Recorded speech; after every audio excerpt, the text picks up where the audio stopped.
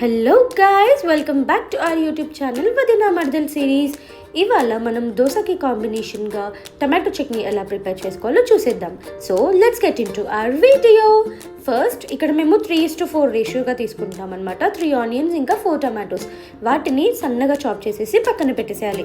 ఇప్పుడు కొత్తిమీర ఇంకా కరివేపాకుని మంచిగా వాష్ చేసేసుకొని దాన్ని కూడా సన్నంగా కట్ చేసేసి పక్కన పెట్టేసేయాలి.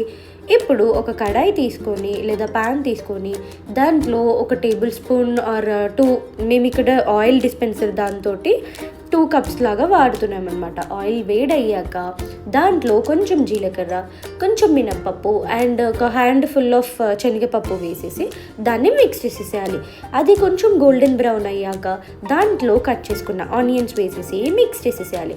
ఆనియన్స్ మనము మూత పెట్టేసి దాన్ని లైట్గా సాఫ్ట్గా అయ్యే వరకు కుక్ చేసుకోవాలన్నమాట.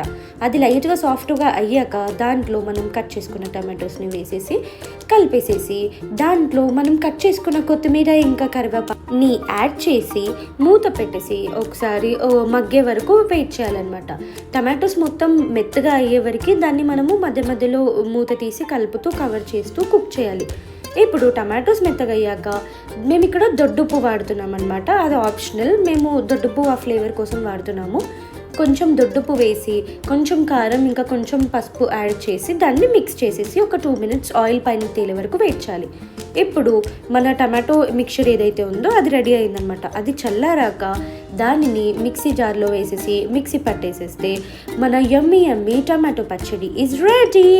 దీనితో దోశ మంచిగా క్రిస్పీ దోశ వేసుకొని దానిపైన లేదా మసాలా దోశ కాంబినేషన్లో తింటే యమ్మీగా ఉంటుందండి.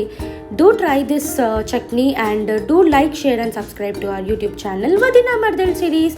Thank you for watching.